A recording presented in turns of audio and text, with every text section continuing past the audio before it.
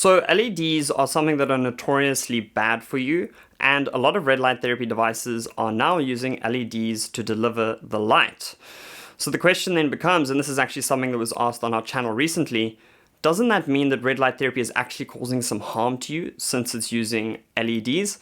And in this video, I'm going to answer that question, and you're going to find out whether LEDs are really bad for you and whether you need to be careful of some red light therapy devices.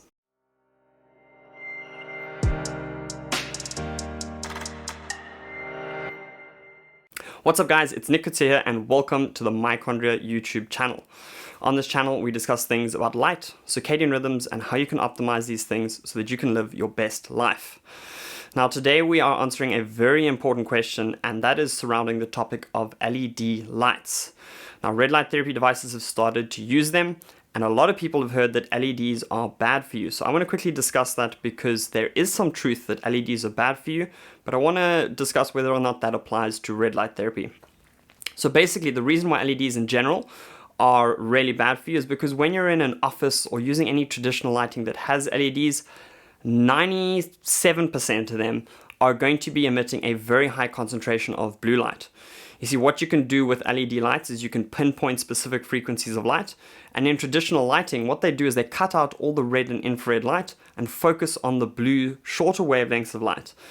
Now this is something that has two problems. The first one is that it's completely unnatural. In nature you would never be exposed to isolated blue light. You might get red or near infrared light from things like a fire or from a sunrise or sunset, but in nature, whenever the sun is giving you blue light, it also gives you the stimulating red and infrared light, which helps to heal your cells at the same time so they can deal with that blue light. Now what happens with LEDs that focus on the blue wavelengths is they can actually cause oxidative stress within your cells because they don't have the healing properties of red and infrared light at the same time. The other problem with LED lights is that we can now replicate daytime signals at the wrong time of the day. So anytime after sunset, you shouldn't be exposed to any blue light because that tells your body that it's daytime and you should stay awake. In nature, you would never be exposed to blue light at nighttime. But with LED lights now at nighttime, you can replicate that signal and it wreaks havoc with your sleep quality. So those are the two reasons why LEDs are bad in general. But when it comes to red light therapy, basically what we're doing is we're taking advantage of this technology, being able to pinpoint specific frequencies of light, but we're using it in a very therapeutic way. So now we're focusing on red and near infrared light, which is shown to upregulate the energy production in your mitochondria.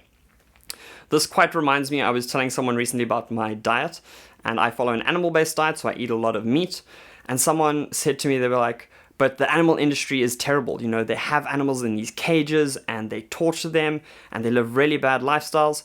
And it's one of those cases where you're throwing everything into one category. Not all farmers do that. I personally, when I'm sourcing my meat, I'm always looking for free-range, grass-fed, hormone-free food or beef, because I do care about that. Now that doesn't mean that I'm falling into the same category now of the people who are doing cattle farming. I think that is battery farming. I think that is a horrendous practice and that is not something that I support.